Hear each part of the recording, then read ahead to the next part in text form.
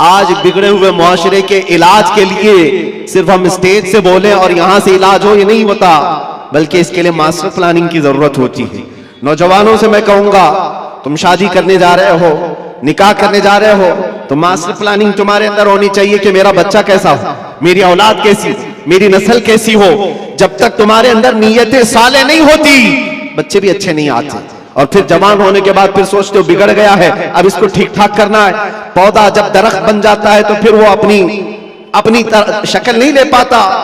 पौधे को शक्ल देने के लिए जब वो कोपल में है तभी से उसे शक्ल दिया कर। नारे और मुफ्ती साहब का बयान सुनिए। अल्लाह के नबी सल्लल्लाहु तआला अलैहि वसल्लम की 3 बातें।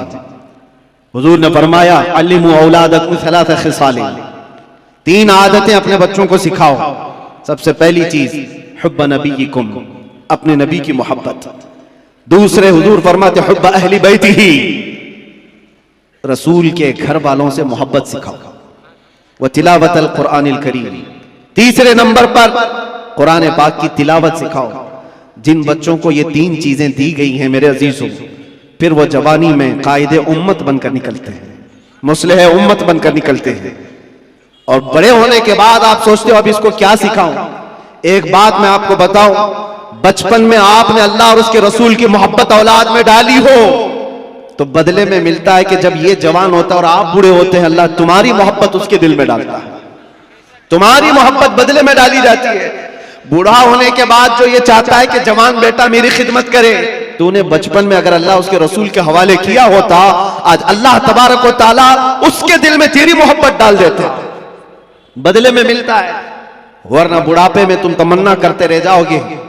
ये वो औलाद जिनको तुमने दुनिया ही दी। बच्चा जब बढ़ रहा था, जवान हो रहा था, बाप तो इतना उसकी तरबियत पर उतावला है, जो मांगा लाकर हाजिर कर दिया, जो खिलौना बच्चे ने हाथ रख दिया लाकर रख दिया। तुम ये समझते हो मेरे बच्चे की हर ख्वाहिश में पूरी कर रहा हूं, मेरा बच्चा तो मेरा है। तुम्हारे खून पसीने की कमाई की हर चीज तुमने बच्चे के सामने हाजिर कर दी। उन जवान लड़कियों को भी मैंने देखा, 18 साल 20 साल बाप तरबियत करता है, 6 महीने किसी लड़के से दोस्ती हो गई, वो माँ बाप को ठुकरा कर चली गई। क्यों ऐसे हालात पेश आए? माँ बाप की अहमियत इन औलाद की नजर क्यों नहीं आ पाती? वजह सिर्फ यह है, बचपन में जो तुम्हें उन्हें देना था वो नहीं दिया, दुनिया खूब लाकर दे दी। हुजूर पाक सल्लल्लाहु तआला अलैहि वसल्लम से पूछा गया कि अपनी औलाद को दिया जाने वाला बाप की तरफ से सबसे बेहतरीन तोहफा क्या हो सकता है? तुम ये सोचते हो ना, बच्चा जब 6 साल का हुआ, 7 साल का हुआ, 8 साल का हुआ, हर साल उसका बर्थडे का इंतजार करते हो और सोचते हो मेरे बच्चे के बर्थडे में मैं इसको सबसे बेहतरीन गिफ्ट देता हूं, सबसे बेहतरीन हदिया। बेटी को भी बाप गिफ्ट दे रहा है, बेटे को भी दे रहा है, लेकिन वो गिफ्ट क्या है, वो हदिये क्या है? हर साल तुम जाकर देख लो, कभी कभार जो बड़े लोग हैं खिलौनों से उठ करके कभी मोबाइल दे दिया, उससे भी उठ करके कभी बाइक दिला दिया, जिसको जो चाहा वो दिलाता गया। लेकिन मेरे अजीजों, हुजूर पाक सल्लल्लाहु तआला अलैहि वसल्लम की हदीसों की रोशनी में अगर कहूं तो फरमाते हैं अपने बच्चे को दिया जाने वाला सबसे बेहतरीन तोहफा बाप की तरफ से वो अपने नबी की मोहब्बत है। ये सबसे बेहतरीन तोहफा है। अच्छे अखलाक और किरदार तोहफे में दिया है तो उसने पूरी दुनिया भी दे दी और आखिरत भी दे दिया है। बेशक, सुभान अल्लाह। ये चीज छोड़ करके सारी दुकान लाकर रख दो। हमें पता है हमारे बच्चों को खिलौने लेते तो 2 दिन में पुराने होते, फिर तीसरे दिन वो खेलते भी नहीं। जितने भी अच्छे खिलौने लाकर उनके पास रखो, 4 दिन के, 5 दिन के, 8 दिन के, उससे ज्यादा क्या खेलें, साल भर खेलेंगे, टूट जाएंगे। लेकिन उनके दिलों में इश्क़ रसूल जो दिया गया है वो यहां नहीं बल्कि खबर में भी और हशर में भी वो तोहफा काम आएगा। सुभान अल्लाह, वो काम आएगा। और अगर ये चीज छोड़कर तुम कुछ भी दे दो वो तुम्हारे भी काम नहीं आएगा। अजीजा ने गिरामी औकात, मैंने बहुत सारे घरों के ये मामलात महसूस किए। वो जवान बच्चियां क्यों अपने माँ बाप को ठुकरा रही हैं? वो जवान लड़के क्यों अपने माँ बाप को गैर अहम समझते हैं? 4 दिन की दोस्ती करके दोस्त को अहमियत देने लग जाता है लड़का। ये कहता है ये मेरा दुख सुख का साथी है। तेरा बाप क्या था? फिर तेरी माँ क्या थी जो 9 महीने दर्द संभाल करके तुझे उठाकर चलती रही?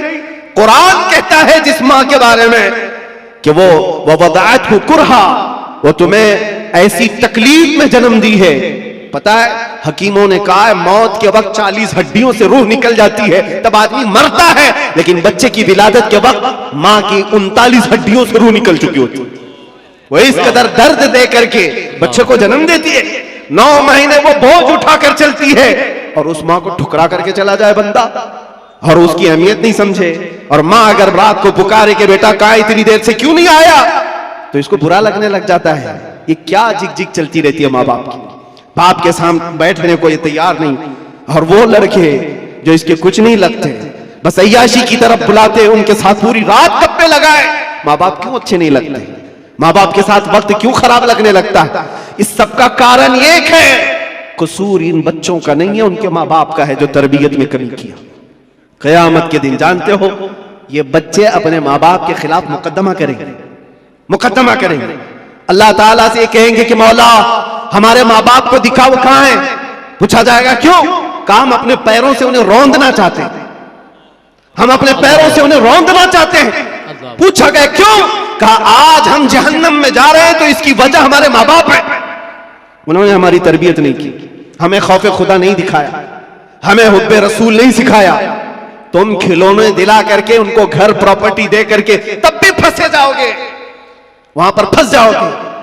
बच्चे हो तो कैसे हो? मैं एक बात बताता हूं मेरे अजीज, नजमुद्दीन इराक का एक गवर्नर है, गवर्नर पूरे इलाके का गवर्नर है, शादी नहीं किया, 30 साल से भी ज्यादा की उम्र हो गई, और बड़े बड़े रिश्ते आते थे, बादशाहों के बेटियों के रिश्ते, वजीरुल मलिक की बेटी का रिश्ता, सब ठुकराता रहता है, मुझे नहीं चाहिए।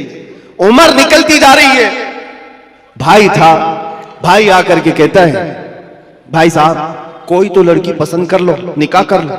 कहा नहीं मेरे लायक दिखती नहीं है। कहा कैसी चाहिए तुमको?